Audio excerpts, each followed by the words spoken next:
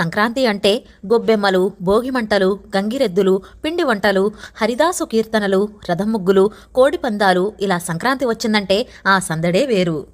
ఈ పండగ గురించి మనందరికీ తెలుసు కదా. మొదటి రోజున భోగి పండగగా, రెండవ రోజున సంక్రాంతి, మూడవ రోజున కనుమ పండగగా జరుపుకుంటూ ఉంటాము.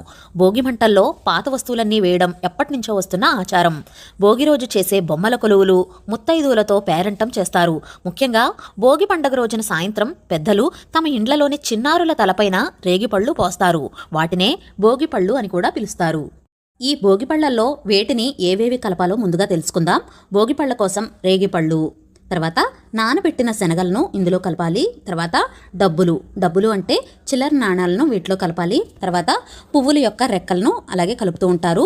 ఇంకా కొంతమంది చెరుకు గడలను చిన్న చిన్న ముక్కలుగా చేసి కలుపుతూ ఉంటారు. అలాగే సరదా కోసం చిన్న చిన్న చాక్లెట్స్ కూడా కలుపుతారు.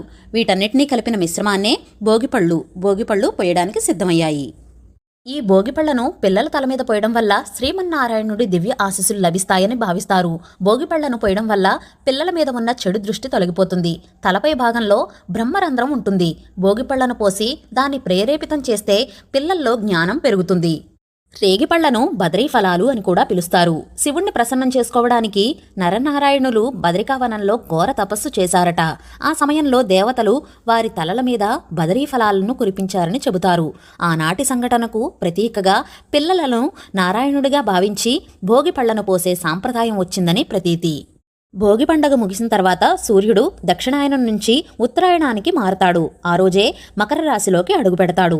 సంక్రాంతి సూర్యుడి పండగ కాబట్టి సూర్యుడిని పోలిన గుండ్రని రూపం, ఎర్రటి రంగు కారణంగా దీన్ని అర్కఫలం అనే పేరు కూడా వచ్చింది. సూర్యభగవానుడి ఆశీస్సులు పిల్లలకు లభించాలనే సూచనగా ఈ భోగిపళ్లను పోస్తారు. 12 సంవత్సరాల లోపు చిన్నారుల తలపైన భోగిపళ్లను పోయొచ్చు.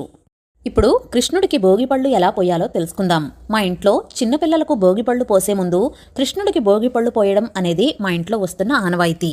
ఇంట్లో చిన్నపిల్లలు లేకపోతే కనుక కృష్ణుడికి కూడా భోగిపళ్ళు పోయవచ్చు. సరదాగా పేరంటం కూడా పెట్టుకోవచ్చు. ముందుగా చిన్ని కృష్ణుడికి బొట్టు పెట్టి పువ్వులతో అందంగా అలంకారం చేసుకోవాలి. తర్వాత దీపారాధన చేసి దీపజ్యోతికి నమస్కారం చేసుకోవాలి. మనం కలుపుకున్నాం కదా రేగిపళ్ల మిశ్రమాన్ని 3 సార్లు దిష్టి తీసినట్టు తీసి ఈ రేగిపళ్లను కృష్ణుడి మీద పోయాలి. తర్వాత ఇంట్లో ఉన్న వారందరూ కూడా సరదాగా పోయొచ్చు. పిల్లల చేత కూడా పోయించండి, చాలా సంబరపడిపోతారు.